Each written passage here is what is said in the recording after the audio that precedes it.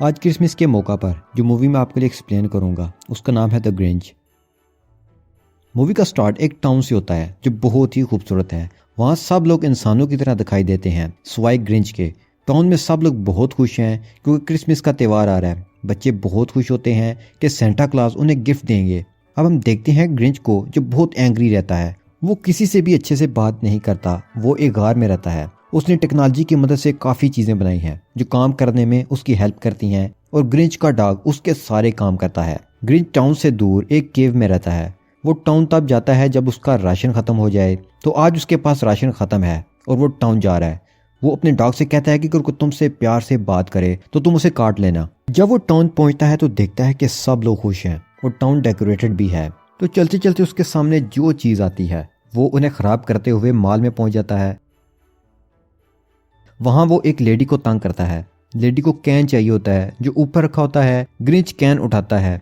Lady को लगता है कि उसने हेल्प की है मगर वो कैन को वापस रख देता है और जाते हुए रैक को हिला देता है। कैन नीचे गिर जाता है। ग्रिंच किसी की हेल्प नहीं करता। ग्रिंच को खुशी पसंद नहीं, ना ही किसी की हेल्प करना, ना ही किसी के साथ रहना। वो अकेला रहना पसंद करता है। वो दुनिया की खुशियों से बेजार है। फिर टाउन में हम एक बच्ची सिंडी को देखते हैं जो अपने 2 भाइयों और मदर के साथ रहती है। उसकी मदर को घर का काफी काम करना पड़ता है। वो अपनी माँ से कहती है कि मैं सेंटा क्लॉज को लेटर लिखूंगी कि वो आपकी हेल्प करें। सिंडी जब लेटर लिखकर बाहर जाती है तो देखती है कि पोस्टमैन बहुत तेजी से जा रहा है। वो उसका पीछा करती है लेकिन वो बर्फ से फिसल कर नीचे गिर जाती है और ग्रिंच से टकरा जाती है। ग्रिंच को कहती है कि मेरा लेटर ढूंढ के दो। ग्रिंच को काफी गुस्सा आता है। वो कहता है कि तुमने ये लेटर सेंटा क्लॉज को लिखा होगा, तुम खुद उन्हें जाकर अपनी विश बता दो। ये कहकर ग्रिंच वहां से चला जाता है। सिंडी घर आकर अपनी मॉम से कहती है कि वो नॉर्थ पोल जाकर सेंटा को अपनी विश बताएगी। उसकी मॉम कहती है कि वहां पहुंचने में तुम्हें 1 मंथ लग जाएगा, फिर क्रिसमस भी खत्म हो जाएगा, इसलिए जाने का कोई फायदा नहीं। सिंडी प्लान करती है कि क्रिसमस नाइट में जब सेंटा आएंगे तो वो उन्हें पकड़ने के लिए ट्रैप लगाएगी। जब वो उन्हें पकड़ लेगी तो वो उनसे अपनी विश मांगेगी। फिर हम ग्रिंच को देखते हैं जो एक बड़ी चट्टान के ऊपर से टाउन को देख रहा है। सब लोग खुशियां मना रहे हैं। उसे अच्छा नहीं लगता। वो अपने डॉग के साथ चेस खेलने के लिए रूम में चला जाता है। वो चेस खेल रहे होते हैं कि उनके घर की चीजें हिलना शुरू कर देती हैं। वो बाहर निकलते हैं तो देखते हैं कि उनका नेबर एक बहुत बड़ा क्रिसमस ट्री लेकर टाउन में जा रहा है। ग्रिंच को बहुत गुस्सा आता है। वो इरादा करता है कि वो इनका ट्री डिस्ट्रॉय कर देगा और क्रिसमस पर लोग खुश हों। ये ग्रिंच को भला कैसे मंजूर हो सकता था। वो ट्री को डिस्ट्रॉय करने के लिए कैनन बनाता है जिसमें वो बर्फ के गोले इस्तेमाल करने वाला था। वो कैनन को फिक्स करता है लेकिन उसका बैलेंस आउट हो जाता है। वो पीछे की तरफ फिसलने लगता है लेकिन किसी तरह से ग्रिंच काबू पा लेता है। अब वो उस जगह आ जाता है जहाँ बर्फ के गोले फिक्स होते हैं। कैनन अपने आप चलती है। वो ग्रिंच वहां से क्रिसमस ट्री पर गिर जाता है। वो किसी तरह से ट्री से नीचे आता है और देखता है कि सब लोग बहुत ही खुश हैं जिससे वो और उदास हो जाता है। फिर फ्लैशबैक में हम ग्रिंच का पास देखते हैं। बचपन में ग्रिंच एक यतीम बच्चा था।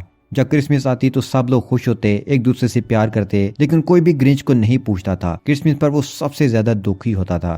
फिर उसे सबसे बहुत नफरत होने लगी। उसके दिल में बहुत दर्द होता है और यही वजह है कि उसे ना तो खुशी पसंद है ना लोगों में घुलना मिलना। और अपने इस दर्द को कम करने के लिए वो सोचता है कि क्रिसमस नाइट वो सब बच्चों के गिफ्ट चुरा लेगा।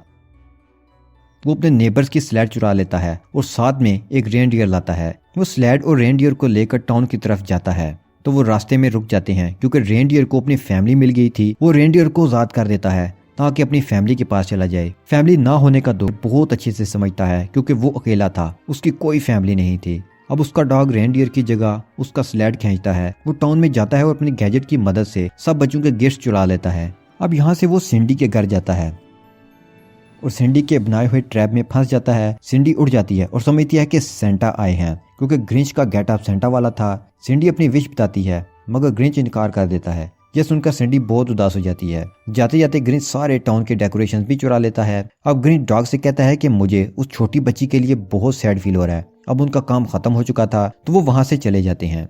सुबह जब टाउन के लोग उठते हैं तो वो देखते हैं कि किसी के लिए कोई भी गिफ्ट नहीं है और सारी डेकोरेशन भी गायब है। सब परेशान हो जाते हैं। सिंडी अपनी मॉम को कहती है कि ये सब मेरी वजह से हुआ है। मैंने ही सेंटा को पकड़ने के लिए ट्रैप लगाया था और वो उससे नाराज हो गए हैं। उसकी मॉम उसे तसल्ली देती हैं कि ऐसा कुछ भी नहीं है। क्रिसमस का मतलब गिफ्ट लेना नहीं है बल्कि एक साथ खुशियां मनाना है और मेरी सबसे बड़ी खुशी तुम हो। ग्रिंच को दिखाया जाता है जो सारे गिफ्ट्स और डेकोरेशन को चुराकर स्लेड को एक ऊंची चट्टान पर ले जाता है। टाउन में सब लोग एक दूसरे का हाथ पकड़कर क्रिसमस सॉन्ग गा रहे हैं। ग्रिंच स्लेड को नीचे फेंकने वाला होता है कि क्रिसमस सॉन्ग की आवाज आती है वो अपने दूरबीन से देखता है कि सब लोग सॉन्ग गाकर क्रिसमस मना रहे हैं। वो बहुत ही खुश हैं। वो अपनी आंखें बंद करके फील करना चाहता है कि इस सॉन्ग में ऐसी क्या मैजिकल पावर है। वो अपनी आंखें बंद करता है और खुद को उनके साथ फील करता है।